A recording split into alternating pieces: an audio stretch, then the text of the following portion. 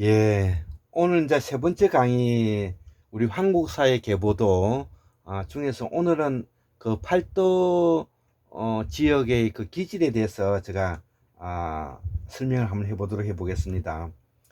아, 우리 앞에서도 이제 그 설명을 해왔다시피 우리는 남방계의 어머니의 유전자를 50% 두고 있고요. 북방계의 아버지의 유전자를 50% 두고 있는 부여계와 고구려계, 백제계와 그 다음에 신라계 그 가야가 연합된 그 국가 형태를 가지고 있다는 것입니다. 이것을 우리가 원하든 원하지 않든 이것은 사실이기 때문에 우리가 역사를 바로 알아야 되고요.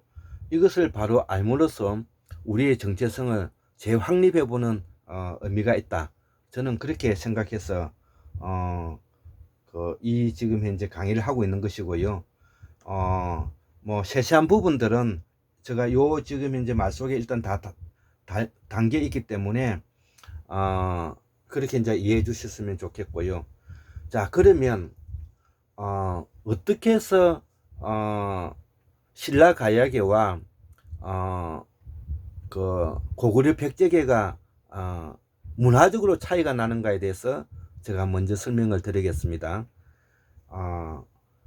어떤 나라든지 그 다음에 어떤 그 국가든지 또 어떤 지역이든지 거기에는 주류와 비주류라는 개념이 있을 수밖에 없습니다. 왜 그러냐면은 인간이 머리를 하늘로 두고 있는 이상은 거기에는 서로의 갈등 요소가 있는 것이죠. 그것이 군사 정치적인 요소이든 아니면 경제적 문화적 요소이든 있는 것입니다. 이거를 이제 우리가 구분하지 않기 때문에 우리가 많은 오해를 사게 되고요. 또 많은 그 문제점을 야기시키는 것입니다. 그래서 지금 이제 우리 경상도, 전라도, 충청도, 경기도, 평안도, 함경도, 그 다음에 동북 삼성 만주 다 나름대로의 색깔과 문화가 다르죠. 자, 그 중에서 주류와 비주류라는 개념을 우리가 두 종류로 나누어서 생각해 봐야 되는 것입니다. 하나는 정치 군사적으로 뭐냐면 주류와 비주류가 있고요. 또 하나는 뭐냐면은 생활 문화적인 측면에서 주류와 비주류가 있는 것입니다. 자, 그런 측면에서 정치 군사적으로 뭐냐면 주류 집단은 누구인가 이거죠. 그렇게 봤을 때 고구려나 백제나 신라나 가야나 지배층이죠. 이분들이 군사 정치적으로는 주류가 되는 것이고요. 그 외에 양민들, 피지배 계층이라 그러죠. 제가 통틀어서 양인이라 그랬습니다. 양민이라 그랬습니다. 이 피지배 계층들은 뭐냐면 비주류가 되는 것이죠.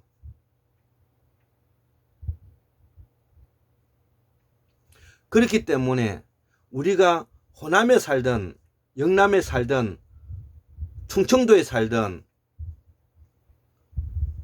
함경도에 살든 평안도에 살든 주류와 비주류는 분명히 있는 것입니다.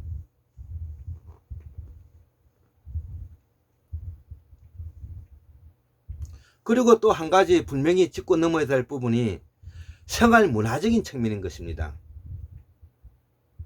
이 생활 문화적인 측면은 정치와 군사적인 그와 또 관계가 없습니다. 전혀 관계가 없다고 표현하기는 어렵지만은 생활 문화적인 측면은 또 다른 개념입니다. 왜 그러느냐 하면은 생활 문화라는 것은 일시적으로 정치 군사적으로 지배를 했다고 해서 바뀌는 것이 아니거든요. 제가 남방문화권을 복원하고 남방문화권을 설명해 들어가는 이유가 무엇 때문에 그러냐면은 생활 문화적인 측면에서 다르기 때문에 그렇습니다. 자, 이거를 제가 일본과 우리 조선대륙과에 같이 묶어서 제가 설명해 드리겠습니다. 이 남방 어머니의 유전자를 가진 남방 문화권은 어디에서 올라왔느냐? 순다 대륙에서 올라왔습니다. 물론 후에 일부 천축환인 시대 때도 들어왔겠죠. 그러나 어쨌든 순다 환인과 천축 환인 시기를 거치면서 대부분 7, 80%는 해류를 타고 올라왔던 사람들입니다. 그리고 일부 걸어서 중국과 대만 남부를 통해 가지고 베트남을 통해 가지고 올라온 사람들도 있습니다. 그래서 이분들이 올라와 가지고 어디에 살게 됐느냐? 지금 현재 일본 큐슈 지방을 시작으로 해서 그 다음에 오츠크 해안까지 해류를 타고 지금 현재 북해도까지 사할린까지 올라갔었고요. 그 다음에 우리는 흑산도, 제주도, 신안 앞바다, 그 다음에 지금 현재 조선대륙의 서남부에 자리 잡았고요. 그 다음에 이 세력들이 지금 현재 그 영남인 하동, 남해, 거제도, 가덕도, 부산, 영도까지 해안을 따라 살고 있었던 주류 세력들입니다. 이분들이 우리의 원주민들이죠. 이분들의 생활은 신석기 시대와 청동기를 거치면서 젊은 토기를 가지고 있었으며 그 사람들은 수렵과 채집을 했죠. 그리고 자연농법을 했던 사람들이죠.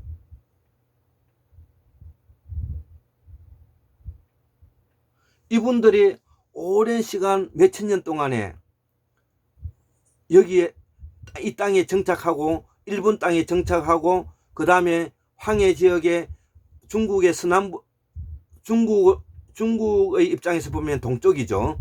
예, 황하강과 산둥반도에 걸쳐서 해안가를 따라서 살고 있었던 것이죠.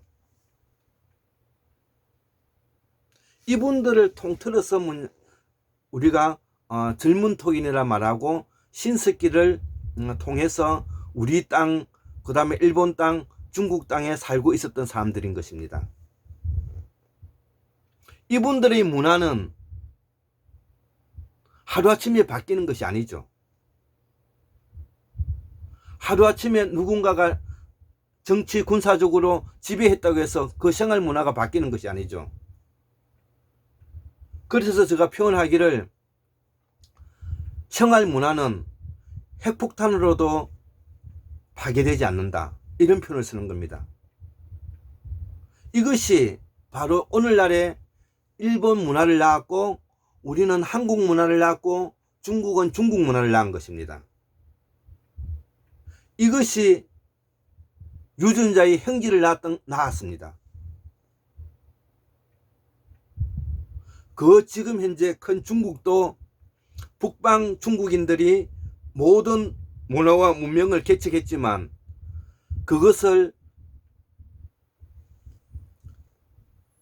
동남아시아계인 지금 현재 중국 남부의 상해, 홍콩, 기타 등등, 위난성, 기타 등등 이쪽에서 살고 있던 농경 민족들이 그 문화를 가져와서 지금 현재 중국 문화를 만들었던 것이고요.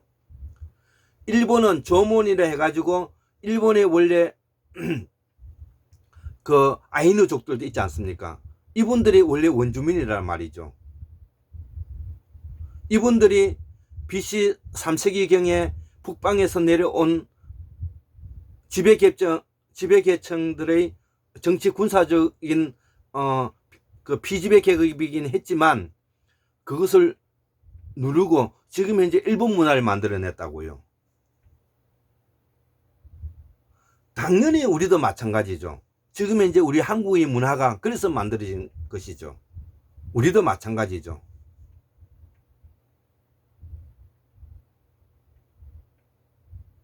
자, 그래서 지금 현재는 일본 문화 다르고 일본 말 달리 쓰고요.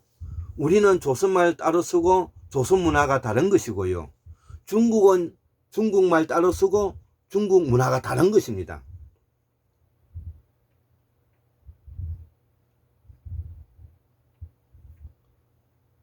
자, 그러면 어떻게 다른가를 한번 보자고요. 중국의 예를 한번 들어볼게요. 자, 중국은 피지배 계층이란 말이에요.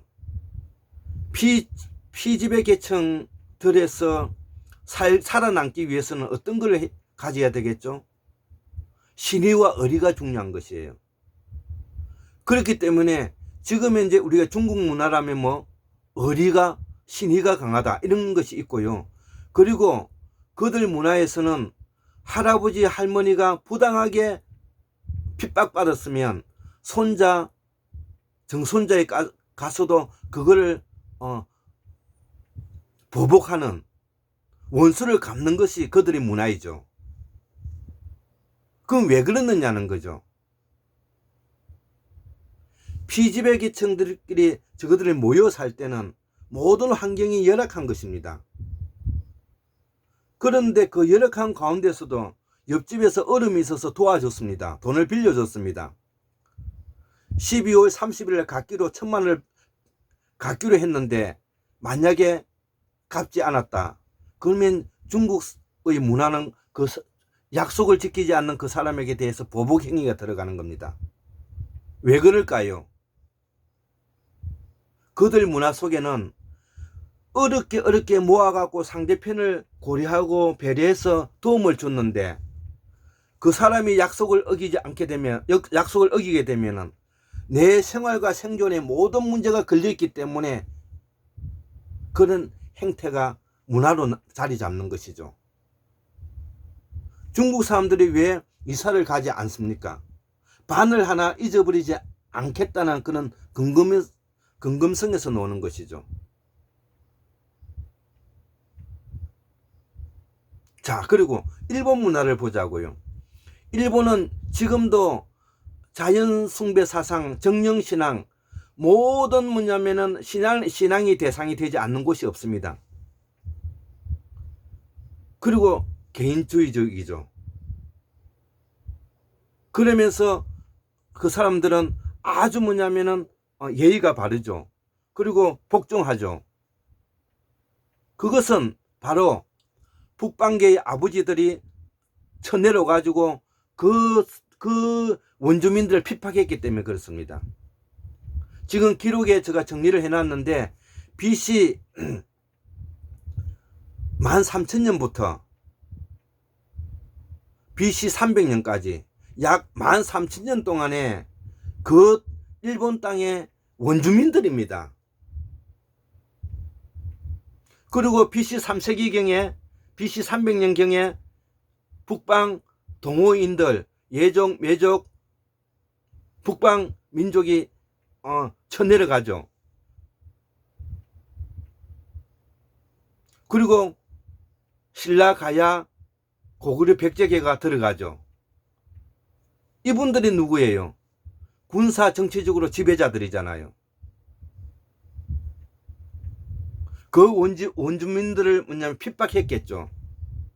그 핍박 속에서 살아남기 위해서는 주인의 말을 완벽하게 실행해야 되죠. 그러지 않으면 죽음으로 가기 때문에 일이 꼼꼼한 겁니다. 디테일하게 아주 뭐냐면 세밀한 것입니다. 그리고 복종하죠.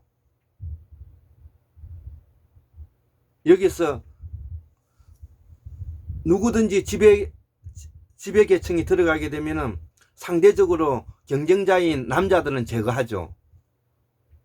여자들은 살려놓고. 그래서 그 원주민들이 저항했던 세력들이 누구냐면 지금 현재 아이누족이죠. 북쪽으로 몰려가지고 지금 현재 홋카이도에 지금 현재 일부 살고 있고요. 그 유전자가 뭐냐면 남방으로 쫓겨가지고 오키나와에 지금 일부 살고 있죠. 제가 지금 알고 있는 그 기록으로 보면은 약 23,000명 정도밖에 있지 않다고 그러죠. 나머지는 원주민들은 다 동화되었죠.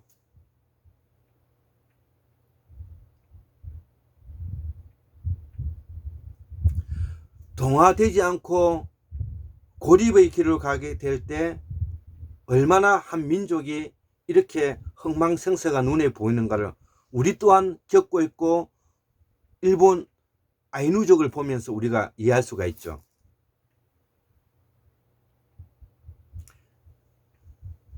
이 지금 현재 논리는 북아메리카, 남아메리카 인디언들에게도 그대로 적용되는 이야기입니다. 불과 몇백 년 전에.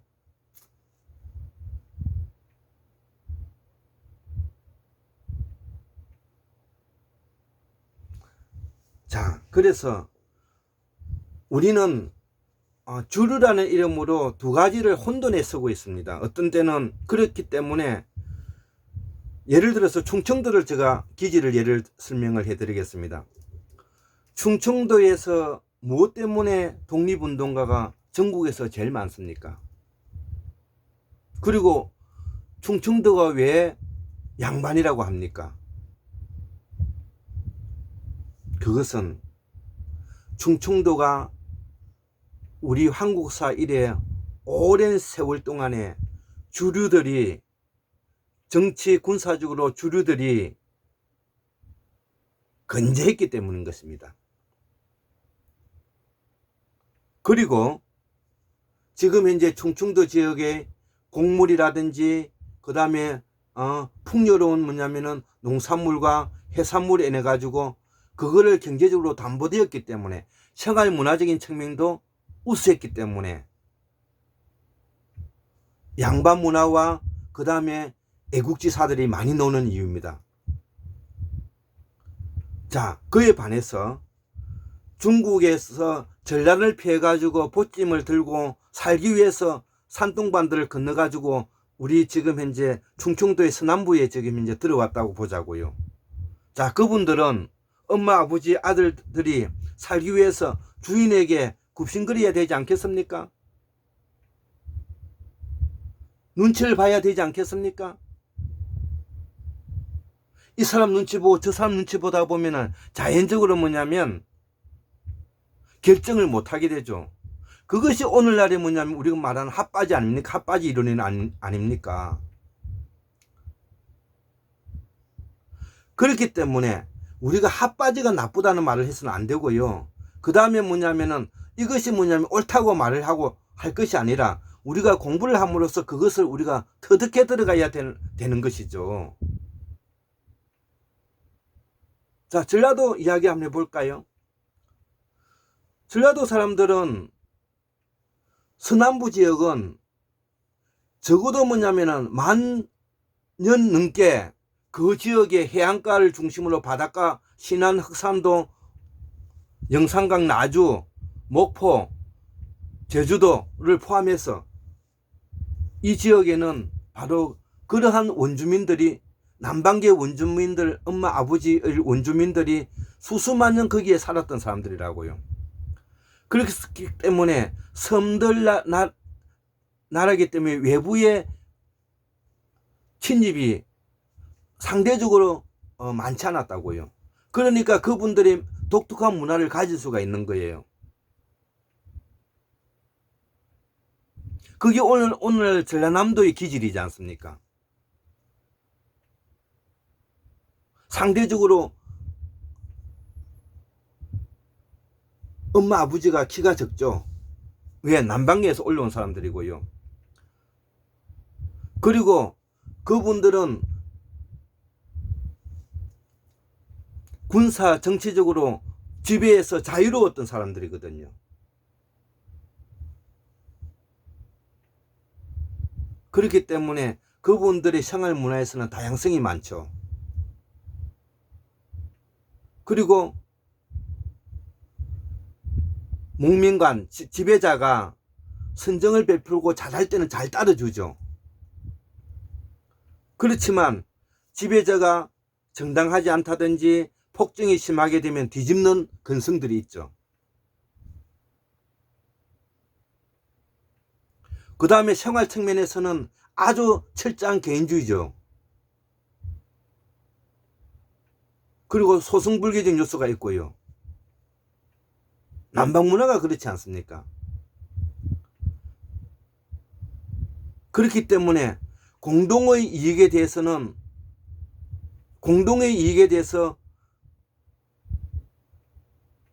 부족하죠.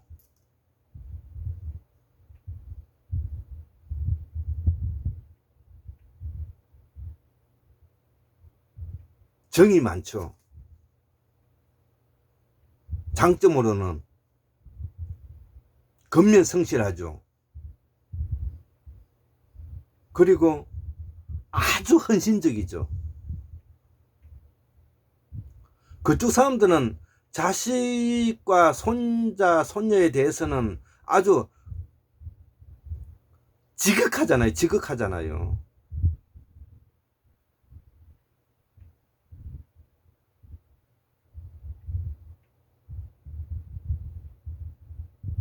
자, 또 상대적으로 영남을 보자고요. 영남 사람들은 누구의 후손이에요? 신라 가야의 후손이잖아요. 이분들은 원래 뭐냐면은 유목에 젖어져 있는 사람들이라고요. 고구려 백제는 유목과 농경을 같이 했지만 신라 가야는 유목에 길들여져 있는 사람들이라고요. 그렇기 때문에 이 사람들은 공유의식이 아주 강하죠.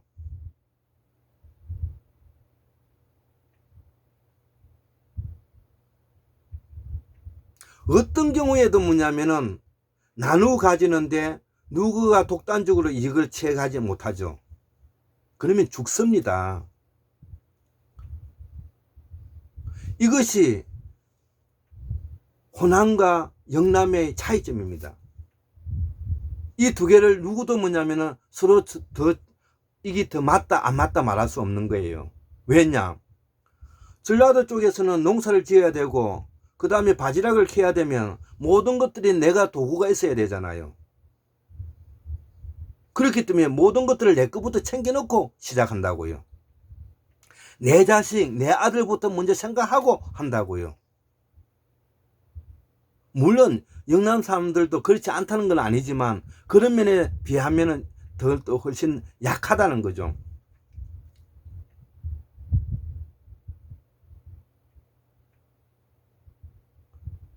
그래서 윤목집단은 공유의식이 강하고 그 다음에 농경문화는 사유의식이 개념이 강한 것입니다. 여기서 나온 문화가 서로 차이가 있는 것이지 이거를 뭐냐면은 전라도 너는 나쁘다, 경상도 너는 나쁘다, 충청도 너는 나쁘다 이런 식으로 표현하면 안 되는 것이죠. 그렇게 이야기한다는 것은 바로 무식하기 짝이 없는 것입니다. 제가 왜 이런 이야기를 하느냐 하면은 이런 것으로부터 뭐냐면 탈피해야만이 우리가 동서융합이 되고 우리가 뭐냐면 남북이 융합이 되는 것입니다. 호남 사람들은 농사 짓기 위해서는 뭐냐 호매라도 먼저 챙겨야 되지 않느냐, 먼저 가져가라 말이지. 근데 영남 사람들이 너는 네 것만 먼저 챙기느냐, 비겁하게 어리없게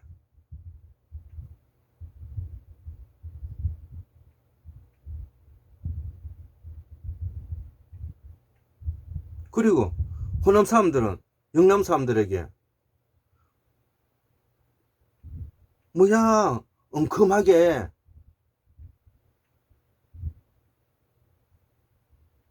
숨기고 있어.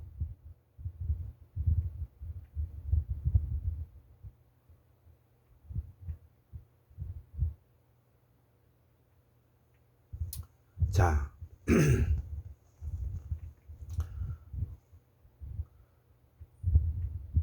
우리는 여러 가지로 참 여기서 참 경기도 이야기를 좀 해야 되겠네요.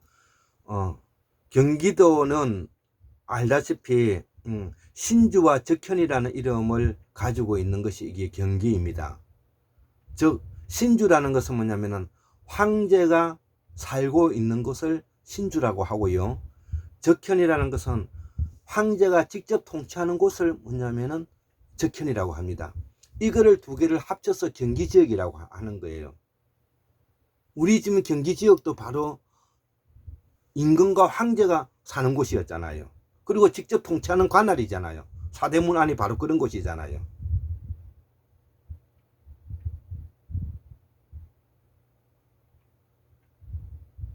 그래서 세종대왕이 훈민정음을 만들었지 않습니까? 훈민정음을 왜 만들었느냐? 경기지역의 사람들은 참기름을 진유라고, 참진 기름 유자잖아요. 진유라고 해도 알아들어요. 그런데 지방 사람들은 진유라고 하면 알아듣지를 못해. 참기름이라 해야 알아들어. 그러니까 훈민정음으로서 지방에 쓰이고 있는 말을 통일하고자 해서 훈민정음을 만드는 것입니다. 나라 말씀이 중국과 달라. 그때 중국이 있었습니까?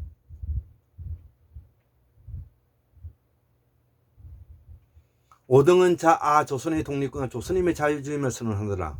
예, 이거 한자지 않습니까? 이렇게 말해도 경기지역의 사람들은 다 알아들었다고요. 근데 지방 사람들은 지방 사투리를 쓰기 때문에 몰랐던 것이죠. 그 이제 나중에 알고 보니까 이 지방 사투리가 바로 뭐냐면은 실담어이고 산스크리트라는 거 아닙니까? 예, 강의를 마치겠습니다. 감사합니다.